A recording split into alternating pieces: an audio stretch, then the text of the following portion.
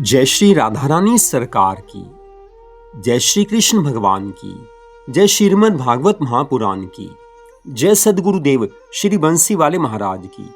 श्रीमद् भागवत महापुराण के चौथे स्कंद के अध्याय 25, 26 और 27 की कथा आज हम आपको सुनाने जा रहे हैं, जो कि इस प्रकार है। विदुर जी महाराज मैत्रेय ऋषि से कहने लगे हैं, है मैत्रेय जी, महादेव जी भगवान और प्रचेताओं में जो ज्ञान चर्चा हुई थी, अब आप उसका वर्णन करने की कृपा कीजिए। मैत्रेय ऋषि कहने लगे हैं, हे विदुर जी, जब प्रचेता लोग पैदा हुए उस समय प्राचीन महर्षि ने उन्हें आज्ञा दी कि तुम लोग वन में जाकर श्री नारायण भगवान का ध्यान और तप करो। उनके दर्शन प्राप्त करने के बाद तुम जगत में सृष्टि की रचना का कार्य करना। प्राचीन महर्षि के इन वचनों को सुनकर प्रचेता लोग अपने घर से निकल पश्चिम दिशा में सिंधु के तीर पर जा पहुंचे। वहां उन्हें एक अति सुंदर आश्रम दिखाई दिया। समीप ही एक तालाब भी था। चारों ओर मनोहर दृश्य उपस्थित था। प्रचेताओं को व्याकुलता हुई है कि वे न तो नारायण जी को जानते हैं एवं न ही इन्हें तपस्या और भजन करना आता है। ऐसी हालत में किस तरह से पिताजी की आज्ञा का पालन किया जाए। उसी समय उन्हें किसी की आवाज सुनाई देने लगी। उन्हें आश्चर्य हुआ कि यहाँ कोई मनुष्य दिखाई तो नहीं दे रहा, फिर ये आवाज आ कहां से रही है। सब हैरान थे। वे इसी संशय में थे कि उस सरोवर के अंदर से भगवान शिव शंकर जी महाराज प्रकट हुए हैं। उनके साथ देवता और गंधर्व भगवान की प्रार्थना करते चले आ रहे हैं। प्रचेताओं ने भगवान शिव को नहीं पहचाना और उसी प्रकार बैठे रहे। तब भगवान शिव जी ने उनके पास आकर कहा कि हे प्रचेताओं, हम भगवान शंकर हैं। हम तुम लोगों को ज्ञानोपदेश करने आए हैं। तुम लोग जिस प्रकार श्री नारायण भगवान को जैसा समझते हो, वैसा ही श्री नारायण जी भगवान अपने भक्तों से प्रेम रखते हैं। इसलिए अब हम तुम्हें भगवान का भक्त जानकर ज्ञान का उपदेश देते हैं। भगवान शिव के ऐसे वचन सुनकर सभी प्रचेता आनंदित हुए हैं, उठकर खड़े हो गए हैं। आज उन्हें सम्मान पूर्वक आसन देकर प्रार्थना करने लगे हैं। सब प्रचेता लोग भगवान शिव की जय जयकार करते हैं। भगवान शिव ने उन्हें श्री हरि की प्रार्थना में प्रधान हंस गुहा स्तोत्र सिखलाकर कहा है कि हे प्रचेताओं, तुम लोग प्रतिदिन प्रातः काल अथवा संध्या काल में इस स्तोत्र का पाठ कर श्री श्याम सुंदर भगवान की प्रार्थना कर तथा उनके चतुर्भुज स्वरूप का ध्यान किया करो। इस प्रकार तुम्हें शीघ्र ही श्री नारायण भगवान के दर्शन अवश्य प्राप्त होंगे। हे प्रचेताओं, हम हरि भक्तों और ज्ञानियों को ही दर्शन दिया करते हैं। जो प्राणी अपने अज्ञान के कारण श्री नारायण भगवान का ध्यान करना नहीं जानते, उन्हें हम ज्ञानोपदेश देकर जन्मों जन्मों के लिए कृतार्थ कर देते हैं। ब्राह्मण, क्षत्रिय, वैश्य और शूद्र, इन चारों वर्णों को वेद तथा शास्त्रों में बताए गए स्वधर्म पर दृढ़ रहना चाहिए। पाप कर्मों से सदा दूर रहना चाहिए। जो मनुष्य ऐसा आचरण करते हैं, वे चतुर्भुज स्वरूपधारी श्री नारायण भगवान का दर्शन अवश्य प्राप्त कर लेते हैं। इस तरह अनेक तरह से सुंदर ज्ञानोपदेश आज भगवान शिव ने सब प्रचेताओं को दिया है। प्रचेताओं को ज्ञानोपदेश देकर भगवान शिव आज कैलाश की ओर चले गए हैं। मैत्रेय ऋषि आगे की कथा का वर्णन करते हुए विदुर जी से कहने लगे हैं कि हे विदुर जी, प्रचेताओं ने भगवान शिव द्वारा संत वैष्णवों की प्रशंसा और श्री नारायण भगवान के तप करने का उपाय सुनकर प्रसन्न होकर हंस गुहा स्तोत्र का पाठ शुरू किया है, आरंभ किया है, तपस्या करने लगे हैं, भगवान में मन को लगाने लगे हैं। इस प्रकार तपस्या करते हुए उन्हें 10,000 वर्ष बीत गए। तब श्री नारायण भगवान उनसे प्रसन्न होकर उन्हें अपने दर्शन देते हैं, उन्हें वरदान देते हैं। परंतु इतने पर भी वे लोग संसारिक व्यवहार को झूठा समझकर निरंतर तपस्या में लीन रहे। उधर उनके पिता प्राचीन महर्षि ने बहुत समय तक संसारिक सुखों का और राज्य का उपभोग करने के बाद विचार किया है कि राज्य तथा धन भगवान की कृपा से ही प्राप्त होता है।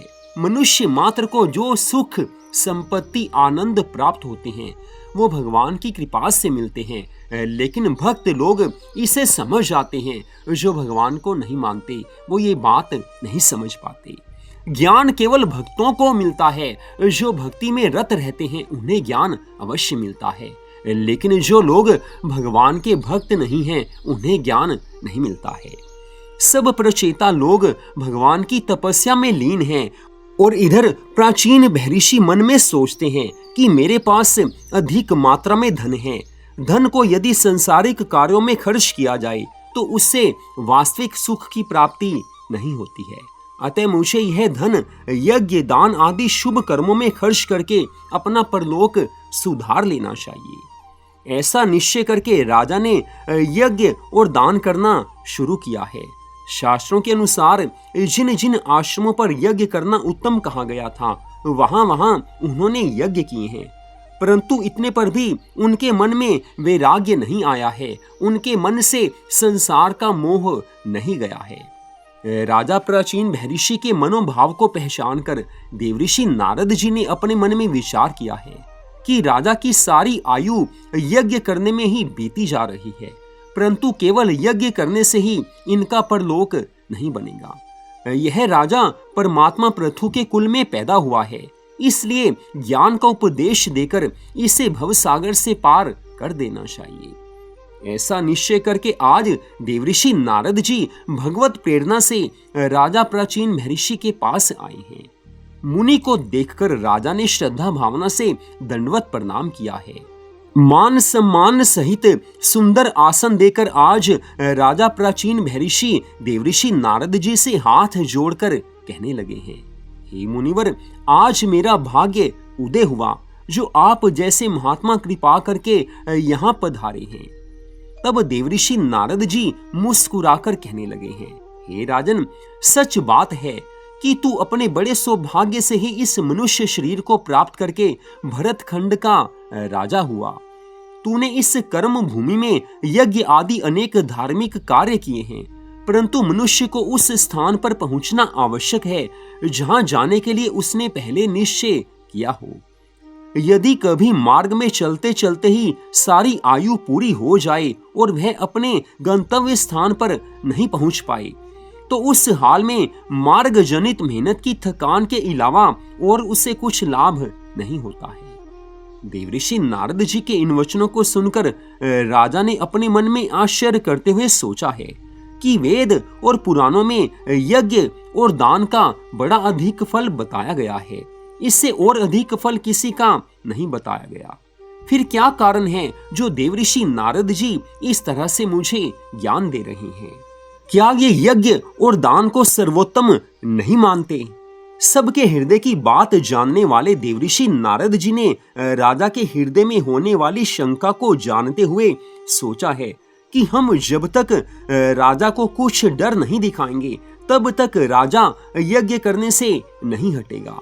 आज ऐसा विचार करके देवऋषि नारद जी ने अपने तपोबल से उन समस्त पशुओं को जिन्हें राजा प्राचीन महर्षि ने यज्ञ में बलि दिया था राजा की आंखों के सामने आकाश में लाकर खड़ा कर दिया है। जब वे समस्त पशु राजा की ओर देखने लगे तब देवऋषि नारद जी राजा से कहने लगे हैं, हे राजन, ये सब प्राणी तेरी ओर क्यों देख रहे हैं? देवऋषि नारद जी की इस बात को सुनकर राजा प्राचीन महर्षि ने जैसे ही आकाश की ओर अपनी दृष्टि उठाई त्यों ही राजा ने देखा कि जिन जीवों को राजा ने यज्ञ में बलि दिया था वे सब आकाश में खड़े हुए बड़ी क्रोध भरी निगाह से उसकी ओर देख रहे हैं।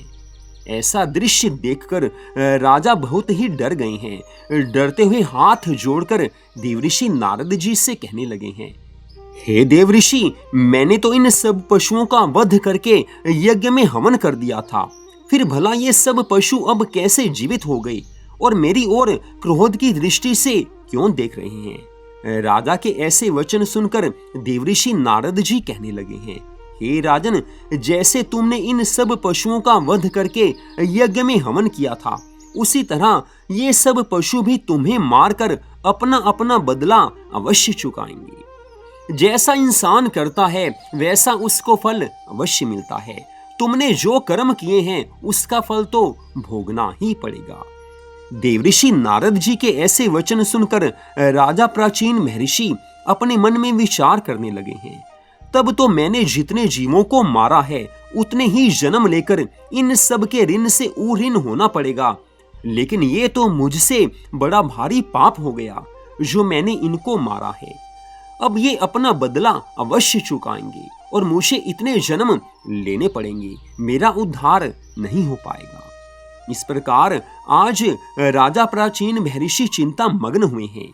आज घोर चिंता में डूबे हुए राजा प्राचीन महर्षि देवऋषि नारद जी से कहने लगे हैं, हे ऋषिवर, मेरे यहाँ जितने भी विद्वान जन, पुरोहित, ब्राह्मण और मंत्री आदि हैं, उन सब ने मुझसे यही कहा था कि यज्ञ करने से बढ़कर श्रेष्ठ कोई दूसरा धर्म नहीं है।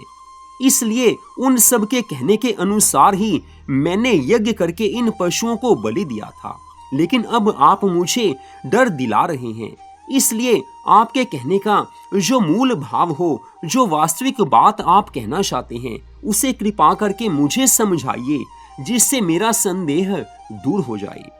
जिस स्थान पर देवऋषि नारद जी और राजा इस तरह बातें कर रहे थे, वहीं एक पिंजरे में तोता और दूसरे पिंजरे में मैना टंगे हुए थे। राजा के वचन सुनकर देवऋषि नारद जी कहने लगे हैं कि हे राजन, देखो तो सही, दो पिंजरे हैं, एक पिंजरे में तोता है, एक पिंजरे में मैना बंद है, और ये तोता बार बार मैना से कह रहा है कि तू मुझे पिंजरे से मुक्त कर दे, स्वतंत्र होकर मैं वन पक्षियों सहित विहार करूंगा। लेकिन मैना कहती है कि मैं स्वयं अपने बंधन से मुक्त होकर अपने साथियों में जाकर आनंद मनाना चाहती हूँ। इस प्रकार हे राजन, ये दोनों ही एक दूसरे से पहले उड़ना चाहते हैं, किंतु उड़ने की क्षमता किसी में नहीं है, क्योंकि दोनों पिंजरे में बंद हैं। देवऋषि नारद जी की इस बात को सुनकर राजा कहने लगे हैं, हे देवऋषि, ये दोनों ही पिंजरे में बंद हैं, तब भला एक दूसरे को मुक्त कैसे कर सकते हैं। आज राजा की इन बातों को सुनकर देवऋषि नारद जी कहने लगे हैं, हे राजन, जिस प्रकार ये तोता और मैना दोनों पिंजरे में बंद हैं, दोनों ही बंदी हैं, एक दूसरे को स्वतंत्र नहीं कर सकते, उसी प्रकार तुम्हारे यहाँ जो ब्राह्मण हैं, जो पुरोहित हैं, जो मंत्री आदि हैं, वो सब भवजाल में फंसे हुए हैं, भव सागर में गोते लगा रहे हैं। भला इनकी क्या शक्ति है जो तुम्हें भव सागर से पार कर सके। ये सब के सब भव सागर में डूबे हुए हैं, ये तुम्हें पार नहीं कर सकते। जिस प्रकार तोता और मैना एक दूसरे को आजाद नहीं कर सकते, ठीक ऐसे ही तुम्हारे यहाँ के मंत्री, तुम्हारे यहाँ के ब्राह्मण पुरोहित आदि कोई भी तुम्हें भव सागर से पार नहीं कर सकते, क्योंकि सब के सब भव सागर में ही डूब रहे हैं। आज देवऋषि नारद जी के द्वारा ऐसा ज्ञान मिलने पर राजा प्राचीन महर्षि आनंदित हो गए हैं, मन में विचार करने लगे हैं कि वस्तुतः सच में आज तक ऐसा ज्ञानी महात्मा मुझे नहीं मिला कि जिसके उपदेश से मुझे सच्चा ज्ञान मिल जाता। ऐसा सोच विचार कर देवऋषि नारद जी से आज राजा प्राचीन महर्षि कहने लगे हैं, हे मुनिवर, अब आप मुझे ऐसा साधन बताएं जिससे इन जीवों के हाथ से बचकर मुक्त हो जाऊं। तो यहीं पर आज की इस कथा का विश्राम होता है। अगले भाग में आप इससे आगे की कथा को सुन पाएंगे। जय श्री राधा रानी सरकार की, जय श्री कृष्ण भगवान की, जय श्रीमद् भागवत महापुराण की, जय सद्गुरुदेव श्री बंसी वाले महाराज की। जय जय श्री राधे, जय जय श्री राधे, जय जय श्री राधे श्याम।